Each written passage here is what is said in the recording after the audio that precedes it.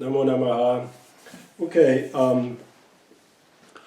a while ago, Vikramji and Leah, the editor of Sutra Journal, asked me to make a contribution for their journal. But at that time I was in India and very busy working on various things, moving, traveling, and so it was very difficult to do anything. But the other day, and I just happened to see one shloka in Paratrisika Vivarana, and there is a very brief translation by Jayadeva Singh, and I thought, wow, what a beautiful shloka. The translation is very brief, and the entire thing, the Sanskrit text and footnotes, and the translation, maybe just half a page. So the problem is that it is very difficult to explain such a shloka in a book. One really needs more space, and so I thought maybe that would be really the best, to make a video and go really into details and explain what is going on in that shloka. So that shloka is in Paratrisika Vivarana. It's the second Mangala shloka written by Abhinavagupta. So the shloka reads, Yasyam antaha vishvam etad vibhati bahya bhasam bhasamanam visashtau kshobhe kshine anutarayam stitau tam vande devim svatma samvitim ekam. What a beautiful shloka. So first, a couple of things before we go into explanation. First, we have to put it into context. And then we have to see the meaning of the technical. There are many technical terms, so we have to explain them, and then put it together. And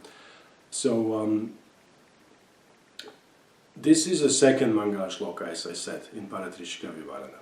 And there is a first one. And the first one is that very famous shloka that Abhinavagupta uses in Tantraloka, Paratrisika Vivarana, Malnevijaya Vartika, Tantrasara, in all his major texts.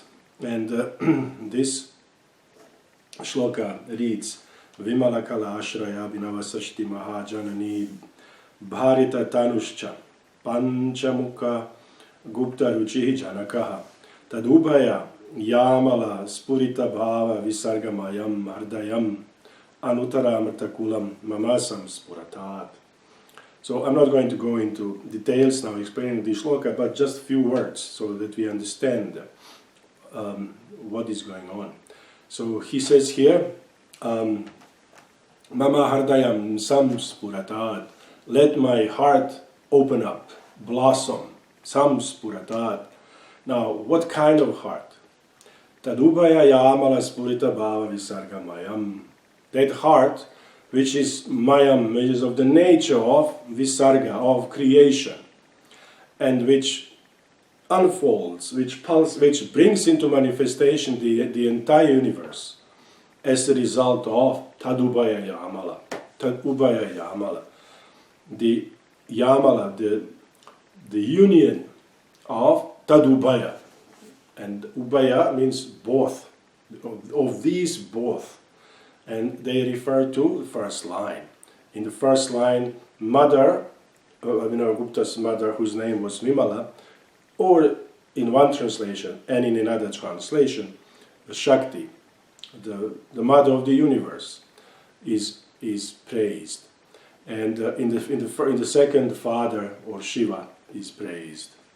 So by union of these two, that means of the Shiva and Shakti, the whole universe is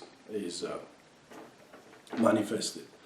Now, the point of this second shloka, this second Mangala shloka, is that we don't need to search that Yamala anywhere outside of us. It is in our heart. It is that throbbing heart. It is that pulsating heart, pulsating of that union between Shiva and Shakti, that brings this universe into existence. Now, and we see this in this word, this is expressed in this word Svatma Samvitim. Svatma Samvitim. So Aham Vande, I praise, I pay my homage to this Svatma Samvitim. And that Svatma Samvitim is Samvitim in our system means consciousness. Now, as there cannot be consciousness without self-consciousness, then we have this prefix Sva. So Svatma Samvitim, Sva Samvitim. Consciousness of one's own consciousness, I consciousness.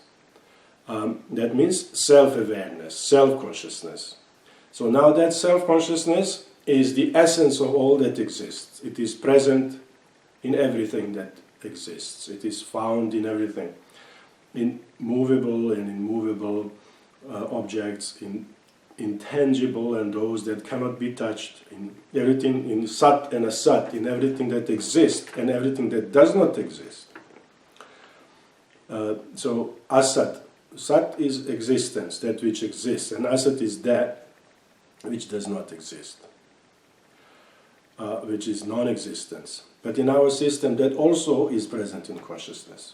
Why? Because, for example, if you say the son of a barren woman, or heaven, sky flowers, they don't really exist in the physical, in a phenomenal, as a phenomenal existence, but they exist as a potential.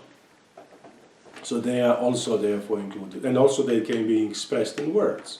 So there is some kind of existence there.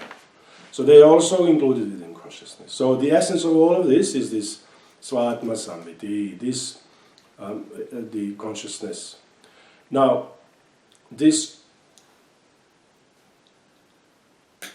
in our system, this universal, the supreme reality is it's not a passive; it's a dynamic reality, and it consists of light, that internal light, Swaprakasha, that shines by itself, and that.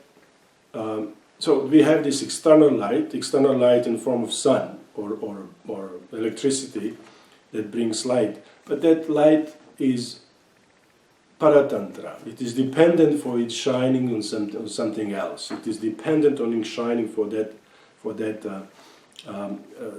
light that shines by itself.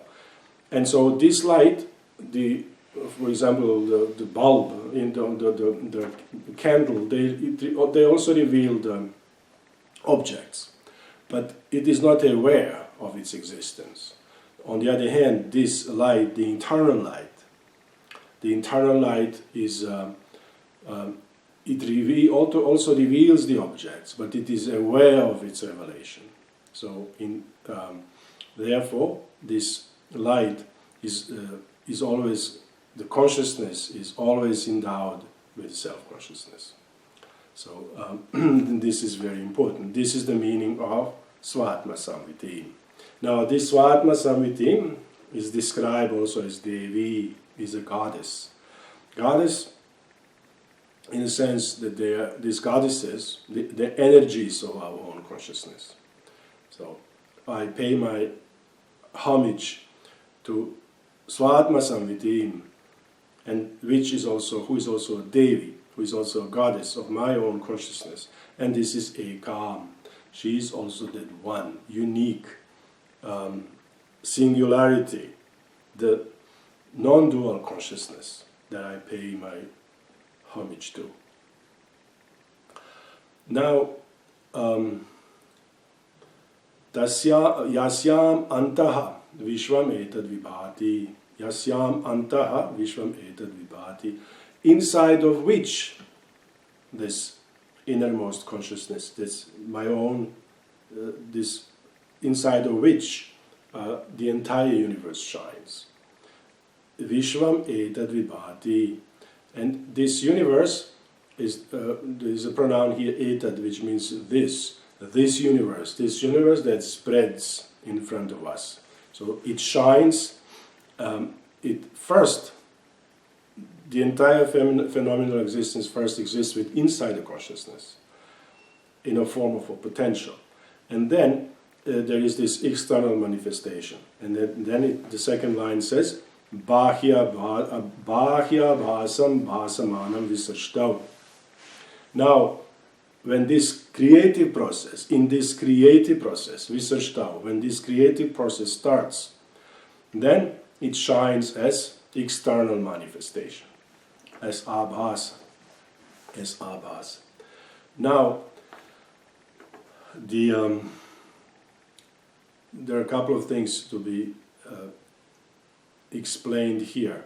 Now, first of all, we have to understand that this abhasa is not used. The word abhasa is not used here in the sense of Advaita Vedanta, of course.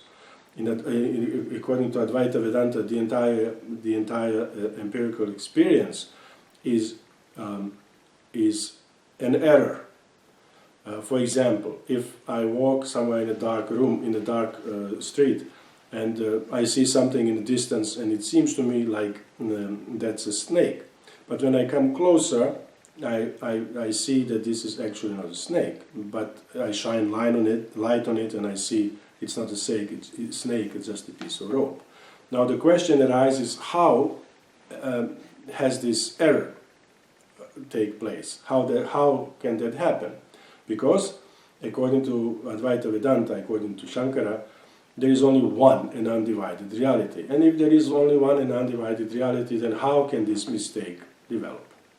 So Shankara begins writing his Mahabhashya by explaining Brahma, error, rather than explaining Brahman. So because it's a philosophical problem, it's a problem that he has to resolve. Now, that second reality he defines with, he said it cannot be defined. He says it is sadasat anirvachaniya. It is something that cannot be expressed. Anirvachaniya, as either sat or asat, as either real or unreal. Because it is real, he says, because it exists while we are in ignorance. And it is non-real, not real, because once when we attain knowledge, it stops existing. So he is describing it in that way. But it is basically not real. So, but he also says that since this reality has many gradations, now he has to describe how does this error take place. He says that Supreme Reality, Brahman, has various layers, you can say, gradations. And so when one aspect of it is superimposed on the other, then that adhyasa takes place, and then this error occurs. As for example, in the dream, I can be a very rich man and have a lot of money and go around and spend that money. But once, when I wake up, that reality from the dream has been contradicted. Is contradicted by the reality in the waking state. So, therefore, that principle of non-contradiction in Advaita Vedanta.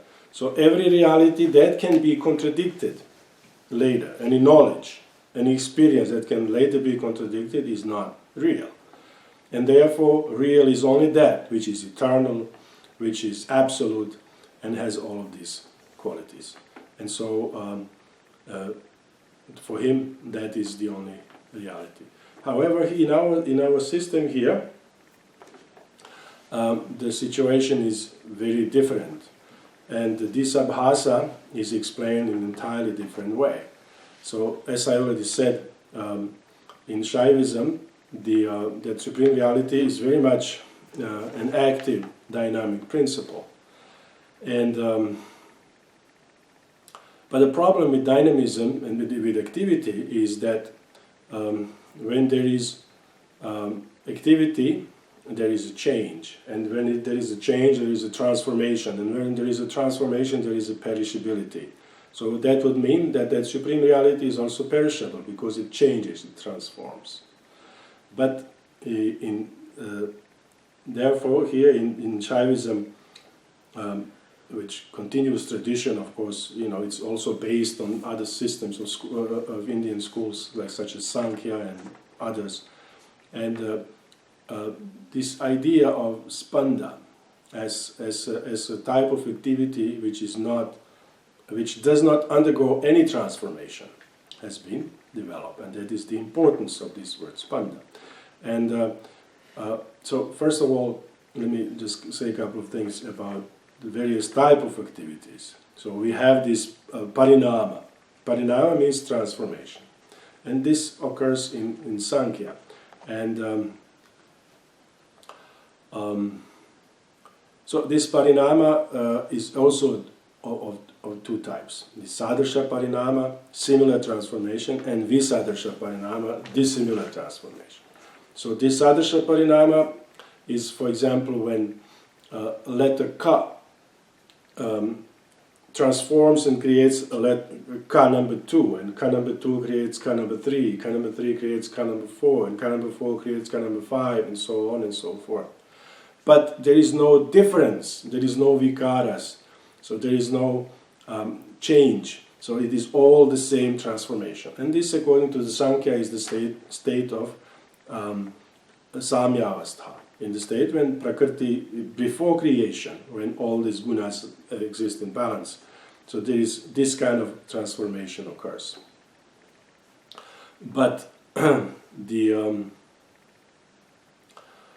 visadarsha parinama, this similar transformation is, for example, when milk transforms into curd. So all the properties of milk, such as it's liquid, and its maybe taste is sweet, it transforms into, loses all its properties and changes in curd. And that curd is sour, it is hard, and all the properties of one have been transformed into another. So this is the parinama transformation taught by the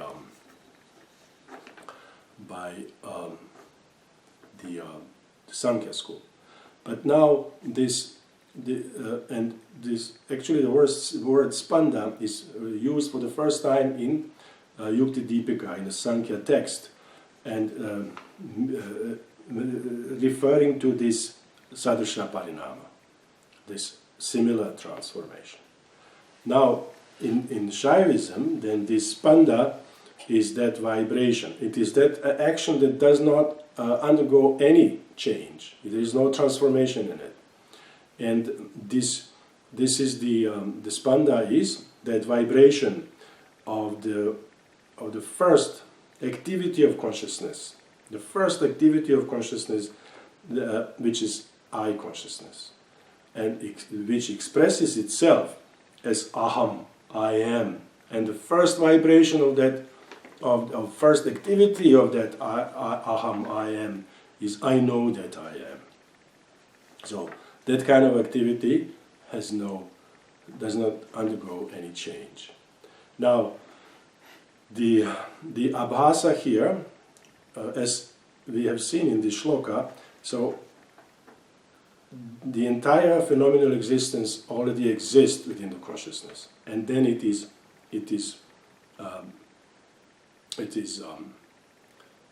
shines externally on the screen of consciousness, and it shines in the forms of reflection.